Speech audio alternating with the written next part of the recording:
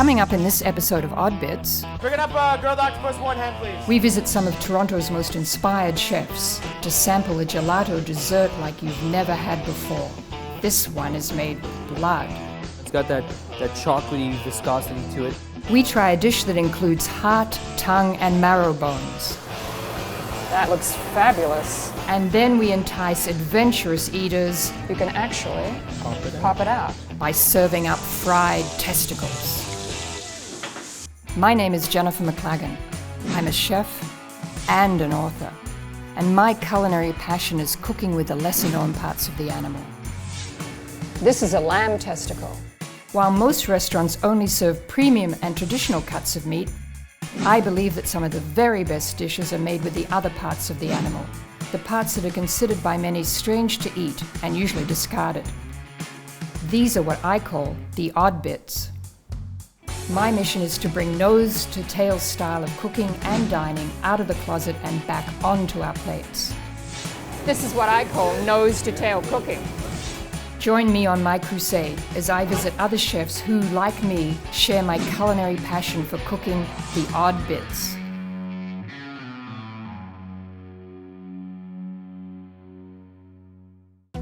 Welcome to Toronto. This Canadian city is located in the heart of the Great Lakes and is known for its friendly people, diverse cultures, great nightlife, and fabulous restaurants. People from all corners of the world have immigrated to Toronto, bringing with them hundreds of years of culture and tradition. As one of the world's most culturally diverse cities, Toronto offers some of Canada's most unique dining experiences and is home to many of the country's very best chefs.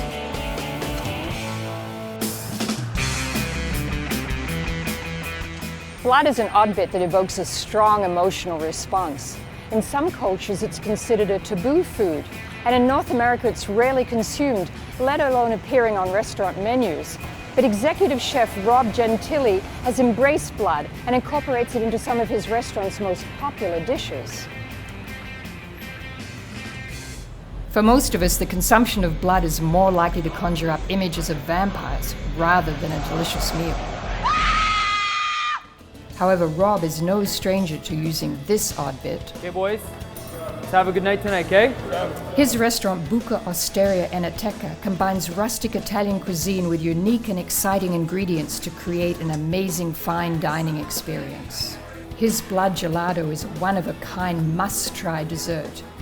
Using blood, Rob, is kind of like respect for the whole animal, isn't it? You know? Absolutely. And it's part of the animal. Once it's died, we like to eat all the organs, but the blood is something that people don't think about at all, right? Yeah, absolutely. I think that, the whole animal should be respected, and of course, why not use the blood? You know what I mean? It's definitely a byproduct of everything that comes out that's a blessing for us. Traditionally, gelato uses chocolate, vanilla, fruits, berries, or nuts as main ingredients. However, Rob uses pork blood in his version of this Italian dessert. Well, let's talk about the color of blood, because it is blood-colored. It's bright red, isn't Yeah. it? But something's interesting about blood. Yeah, it almost has a strawberry sort of hue to it. Right now, it looks quite dark just because of the density of it in the bowl. Rob uses a Tuscan spice blend to create a unique flavor that perfectly complements the richness of the blood. So we blend them all up, and here's the finished product right here. Okay. It's in a Can I have a great taste? combination, absolutely. It's quite sharp, and at a small amount, it's got great flavor. Yeah, and then there's that, I can feel the heat on the back of my tongue there, Yeah. that pepperiness. All right, so let's get started. Yes, We have let's. all our ingredients here, and what we're going to do is we're going to add them to this beautiful piece of machinery here that we have. It's called a thermomixer. So it controls the temperature and everything. You don't have to worry about it at all. Very, very simple procedure at this point. Makes it easy to be a chef. It is, it is. The blood and gelato ingredients, along with the Tuscan spice mix, are combined in a thermomixer and cooked. We put about 3 grams of Tuscan spice into the batch. Oh, it's just a very small amount, Very right? small amount. And that's then the it. machine does all the work. The blood and the spices are mixed, then cooked for 7 to 8 minutes. So here's our finished product. Okay. This is our gelato base here, and as you can see, it's thickened. And it's changed color. It's changed color, and it's got that chocolatey viscosity to it, and it's got a great Yeah, it's got a wonderful aroma, isn't Yeah, it? it has a fabulous Yeah. smell, right? Tuscan spice is there, and you get that nuttiness from the blood. Yeah, and can I have a little taste? Of course, absolutely. Try that. Look how nice and thick that is. Isn't that delicious? Yeah, I could just drink a glass of that right and now. you get that spice too to Yeah, it. yep, there's a little spiciness on the back. It's fabulous. So now our next step is to go and churn it. We're gonna take this over to the gelato machine and we're gonna spin it until it's nice and smooth and Icy cold. icy cold. Once the mixture is cooked, it is transferred into a gelato machine where it is churned and chilled. Then it is ready to serve. So this is our pork blood gelato, and as you can see, it looks very much like chocolate.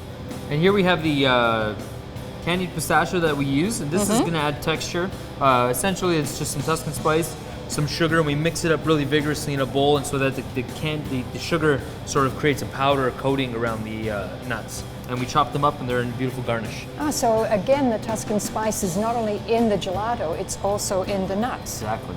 Now Rob adds one more finishing touch.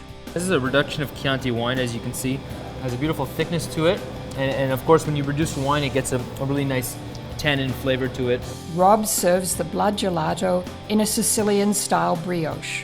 Essentially, all it is a vessel for serving the gelato on, and that's sort of the traditional way to do it in Sicily. What we have here is a nice hot gelato scooper, and we're gonna get a cute little tight ball here. Our buns have been cut open. We just add our gelato inside. Sort of squeeze the top down. There's our beautiful Tuscan pistachio here. So the more spice to match the spice in the gelato, Yeah. and a different texture too with the Beautiful nuts, crunch right? to it. And then we have here's our Chianti reduction. So you have a little bit of acid to balance out. Yeah, beautiful balancing ingredient right here. And then that's it. And here we have our complete dessert. This is the Sicilian style brioche with blood gelato, Tuscan pistachio, and Chianti reduction. That looks fabulous. I can't wait to try this. I think. Oh, it's fabulous. It's rich and creamy. And there's the spice that you get in the gelato and also in the pistachios, which give it a nice texture. And then you've got the richness of the brioche to tie it all together. This is like the best ice cream sandwich I've ever had. Coming up next, we serve up 3 different odd bits Latin style. Oh no, makes me want to have a margarita.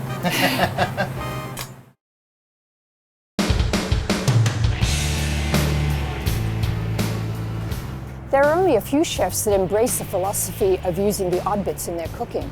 Heart and tongue are more likely to end up as pet food than gourmet dishes, while marrow bones are tossed into the stock pot.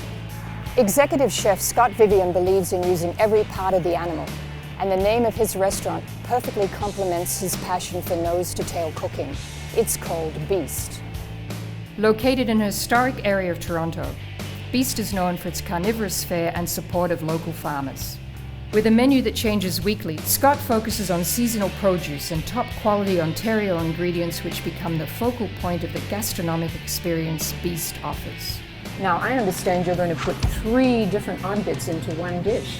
Absolutely. We wanted to highlight the nose-to-tail philosophy that we do here at Beast, and also highlight something special in Ontario, which is water buffalo. So we have the heart, the tongue, and then we took marrow bone and got it split in half. With the heart and tongue, Scott will be preparing his version of a Mexican taco.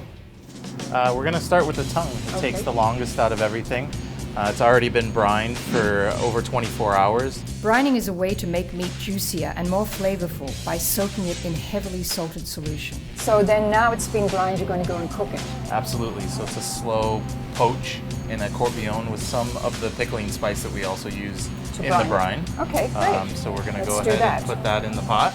The tongue poaches for about 3 hours, giving it a very tender texture. So while the tongue is poaching, we're going to start to clean the heart. To begin, Scott removes the fat, membrane, and sinews from the heart. As much as we love fat, we try to get some of this fat off just because it tends to be a little bit overpowering on the heart. I always think the heart is a good odd bit to start with because it's a muscle and a big solid piece of meat. Plus it's quite easy to clean if you have a sharp knife. The fat and the sinews and the membrane are quite obvious. And once you take that off, you end up with a good solid piece of meat. So what are we going to do with this now, Scott, now that you've cleaned it up? So now that it's cleaned up, what I want to do is infuse a little bit of flavor into the heart. Okay. So in the true style of Mexican food, which is the theme that we're going for here, I just want to make a nice rub for it in the mortar and pestle. Scott cuts the heart into chunks, adds the spice mixture and lime juice to give it flavor and tenderize it. Oh no, makes me want to have a margarita. Which would go perfect with this meal. Yes, it would. A little bit of olive oil, and then a final seasoning with a bit of fine sea salt and some coarse ground pepper. And we're just going to get in there with our hands. While the heart marinates, we prepare the marrow bones. So we're going to take our marinated heart and we're going to refrigerate it just for the short period of time that it takes us to roast our marrow bones. So no wasted time here. Everything has its place. In here is basically water buffalo fat, right? Yeah. It's meat butter. Meat butter, we like to call it. And you can see here how soft it is, and that means it's highly unsaturated fat, and it's actually very good for you. Absolutely. And so what kind of preparation do you need to do for these before you roast them? Really nothing, right? Yeah, not much at all. I have a little bit of coarse sea salt, so I like to just sprinkle a little bit of that right on top. And then a little bit of olive oil. Just a little more fat on fat, that's what I like. Yeah, and it helps with the browning process as well. As the bones roast, we slice up the cooked tongue. Because we've poached this, it's super tender, and I'd like for it to have a little bit of texture in the taco, so we're going to slice it by hand. Still try to get it fairly thin, but nice sized pieces that will go nice in the tortilla shell. Once the tongue is sliced, Scott is ready to grill the heart. So now that our heart is marinated, we're really treating this like you would a steak. We're going to throw it right on the grill, and we want to make sure and keep it a nice rare to medium rare. The heart is quickly grilled for about 5 minutes, leaving it rare and juicy in the center. So the bone marrow has now come out of the oven. Wow, it looks fabulous. I have a little bit of mixture to go along with our Mexican theme of some smoked paprika and sugar. Ooh. And what I'm going to do, same way you would do creme brulee, so the same kind of idea of having that fat and then putting a little bit of so it's kind of like flavoring on marrow top. bone brulee. Absolutely. And then take our torch and actually brulee the top. Wow, that looks fabulous. Now it's time for you and I to have some lunch. Oh, excellent. I have a bunch of different ingredients that I thought would go really well with the flavors of all our different meats. We have some pickled onions, some fresh cilantro, which is always a good addition to Mexican food, a guacamole with kaffir lime and black beans, some of our homemade kimchi, and then a North African blend of chermoula that we made into a mayonnaise. And then we have some tostada shells here that I've fried off if you want a crispier texture. And then we have some really nice corn tortillas that we can just warm up quickly on the grill and then kind of make your own. Okay, let's go for it. The rich marrow, spicy heart, and creamy tongue make this a fabulous take on tacos. Oh, this looks fabulous, Scott. I can't wait to dig in. I'm not sure where to go first, but I think it has to be the bone marrow. Yeah, I think I want to break into that crispy crunch. Oh, look, it's a crunchy topping, just like a creme brulee, and then underneath is the wonderful fatty bone marrow. Sugary, spicy, creamy, fatty, everything a girl loves. And next, I think it'll be the taco. I'm always guilty of putting way too many ingredients. Yeah, in I'm my not going to taco, pick it up but I know you have to pick it up as I'll hand figure food, out but how I'm to going to do try it. it. The heart is so tender, and the tongue is creamy. This is just a fabulous, fabulous meal. I had 3 odd bits together, bone marrow, heart, and tongue, all on my plate together. That is fantastic. Coming up next, They come in different sizes. we'll fry up an odd bit you won't believe.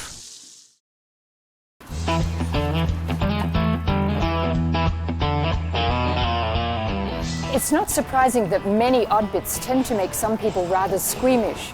Perhaps nothing makes people cringe more than the thought of eating testicles. But this odd bit, when properly cooked, is tasty, tender, and very mild in flavor. Executive chef Maddie Madison loves to cook testicles at his restaurant, Parts and Labour. In this trendy West End Toronto neighbourhood, Parts and Labour's authentic menu attracts a wide variety of people. One beef carpaccio. Maddie is known for his love of meat and bold, rich flavours, enhanced with ingredients harvested from the restaurant's rooftop garden. He also loves cooking odd bits. What made you decide to put testicles onto your restaurant menu? Well, I think to push people, definitely, in the way of eating more animal parts rather than the fillet or the rib steak. For today's dishes, Maddie will be using lamb testicles. I like to do them two different ways is how I usually prepare them. I have a hot and a cold. For the hot dish, Maddie will prepare fried testicles with mashed potatoes and roasted onions, topped with a maple trotter sauce. Maddie also serves a salad dish alternative for fried testicles. And these are some herbs and lettuces you picked from your rooftop garden. Yeah, we have chickweed, wild arugula, carrot tops, wood sorrel, wild fennel. And this is not celery, right? No, this is lovage, which is some it has epic flavor like curry and lime. Yeah, it does and- smell a little bit like curry and lime. It's so totally different from celery. Yeah, we like using it with our head cheese. Oh, okay. This is going to be fabulous. To complement the tender texture of testicles, Maddie likes to serve them fried.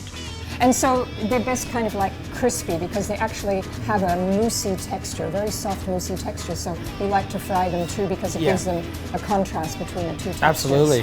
Like sweetbreads or anything else, I like to peel them, poach them, then sear them. Maddie also serves a hot dish alternative with fried testicles. I do kind of like a take on liver and onions. So mashed potatoes, some roasted onions, some really nice slab bacon, and just fry them up and serve them with a little, I think today we're going to do a trotter sauce that I happen to have. Fabulous. 3 layers of shiny skin must be removed to extract the edible part of the testicle. It's quite tricky to cut, isn't it, Maddie? Because it's so soft. It is. It's very delicate getting through because those 3 initial skins are pretty tough, and then you get into the porous. And then you can see inner these testicle. filaments that are here too. Once you get through all those skins, you can actually pop it out. Okay. Takes a girl to know how to handle testicles. So now that I have the testicles prepared, I'm going to make a court bouillon to poach them in. Okay, great. A court bouillon is just a flavored liquid. Water with salt, pepper, carrots, celery, various other herbs and spices. Gives them a little bit flavor while they're cooking. Okay, so I'm going to be putting in some lemon, some onions, some carrots, some rosemary from the roof, and some spring onions from the rooftop as well. And yeah, that's it. We're just putting in a basic mirepoix. We'll simmer it, and then we'll poach our testicles. While the court bouillon is cooking, Maddie prepares the mashed potatoes. At Parts and Labour, Maddie cures his own bacon, which he cooks and adds to his trotter sauce. So now the court bouillon's come up to simmer, and now we're going to drop our testicles in, and we're going to poach them for like 4 to 5 minutes. You want them medium, nice and pink all the way through. Okay. So we're going to drop these in. And of course, because they're slightly different sizes, they'll take slightly different times. Right, we'll have to take out that smaller one a little earlier. Once the testicles are poached, they are placed into an ice bath, then sliced, floured, and fried. The testicles fry for 4 minutes aside. When they are crispy on the outside, they are ready to plate. Maddie makes the salad with his rooftop ingredients and tops it off with his signature dressing. This is just like a salsa verde. For the hot dish, Maddie adds testicles and roasted onions to the mashed potatoes and finishes it off with his trotter sauce. So here we go, Jennifer. We got our testicles with our trotter bacon sauce. Wow. Caramelized onions. And then we have our rooftop salad with lamb's testicles as well. I'm not sure which one to start with. I guess I should start with the salad, really, right? So let me try just a little bit of this. Look at that, with the salsa verde and the salad. And that's fabulous. Crispy testicle, the moussey inside, the salsa verde, the contrast with everything. Cuts it nice. Fabulous. Now, this one looks like your version of liver and onions. Yeah. With mashed potatoes, crispy testicles. So delicious, and I can't wait to try that trotter sauce.